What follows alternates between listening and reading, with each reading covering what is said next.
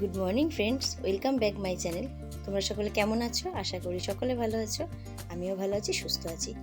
বেশ কয়েকদিন ধরেই রাতের দিকে বৃষ্টি হলেও এত গরম পড়েছে, আজকে অতিরিক্ত গরম বাইরে। তো বৃষ্টি হচ্ছে রাতের দিকে করে, কিন্তু তাও বলবো দুপুরের দিকে প্রচণ্ড পরিমাণে গরম পড়ে।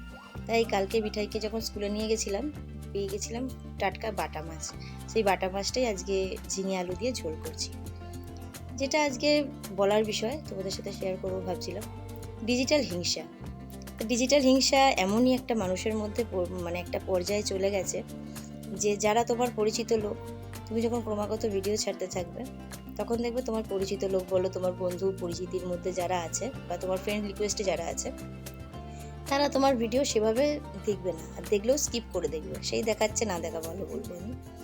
কিন্তু যারা তোমার এক একটা ফলোয়ার দূরে বসে হয়তো দেখা গেল অন্য দেশ থেকে দেখছে, কিন্তু তারাও তোমার ভিডিওটা পুঙ্খানুপুঙ্খভাবে একদম প্রথম থেকে লাস্ট অবধি দেখছে। এটাই বলবো, এই আত্মীয় পরিজন বা বন্ধু বান্ধব এরা দেখে না কেন জানো? এদের অনেকেরই ধারণা থাকে তোমাদের একটা লাইক বা একটা ভিউজে না যদি কোটি কোটি টাকা তোমরা ইনকাম করে ফেলো, তাহলে তারা তো সেটা পারছে না, তো শুধুমাত্র তোমাদেরকে টাকা দেবে। এটাই অনেকের মনের ধারণা। তো যাই হোক, এই নিয়ে অনেক ভিডিওই আমি দেখেছিলাম অনেক ব্লগারের কাছে, কিন্তু আমি না বুঝতে পারিনি যে আমারও এটা হবে। ক্রমশ যখন আমি দেখছি ডেলি ব্লগ ছাড়ছি, তখন আস্তে আস্তে এটা আমার সাথেও হচ্ছে। আশা করি সবাইকার সাথে, তোমাদের যারা ব্লগ করো সবাইকার সাথেই হয় কম বেশি।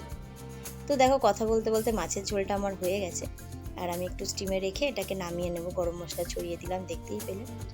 তো মানুষের হিংসাটা কতটাই পর্যায়ে চলে যায় গেলে এরকম একটা পরিস্থিতি হয়, সেটাই তোমাদের বলার ছিল। আমার মাছের ঝোলটা রান্না হয়ে গেছে, আর এতক্ষণ দেখো খাওয়া দাওয়ার পরে একটু শুয়েছিলাম মিঠাইকে নিয়ে।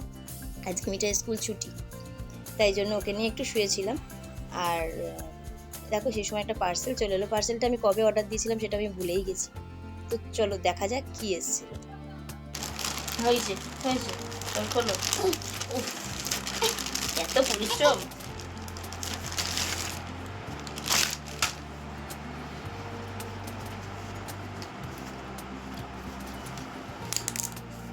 দেখি ওঠ,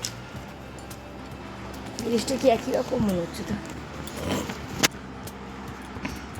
এবার দুটো নিয়ে কি মাথায় দেবো, আমি ভুলেই গেছিলাম এটার কথা। এটা আবার নেটের রে, না এটা হচ্ছে ওটাই ভালো। নেটটা এখানটা ছিঁড়ে যেতে পারে। এই যে নেট, ম্যাট ঢোকা থেকে কিছুই না, ওই যেটা ব্যবহার করছি ওই রকমই, দাম বেশিও নিয়েছে, এটা চেঞ্জই করে দেবো। হ্যাঁ, আমিও ভাবলাম পকেট। আসলে বেশ কিছুদিন আগে একটা যোগা ম্যাটের ব্যাগ অর্ডার করেছিলাম। আসলে আমার মেয়ে যে যোগাসন শেখে জানোই, ম্যাটটা নিয়ে যাওয়ার সমস্যা হতো, তাই জন্য ব্যাগটা অর্ডার করেছিলাম। কিন্তু অনেক দিন ডিলে করলো, তো প্রায় 10-12 দিন কেটে গেছে। তো আমার আর্জেন্ট লাগবে বলে আমি একটা বাইরে মার্কেট থেকে কিনে নিয়েছিলাম। এখন দুটো নিয়ে আমি কী করবো, তাই এটা রিটার্ন করে দিলাম।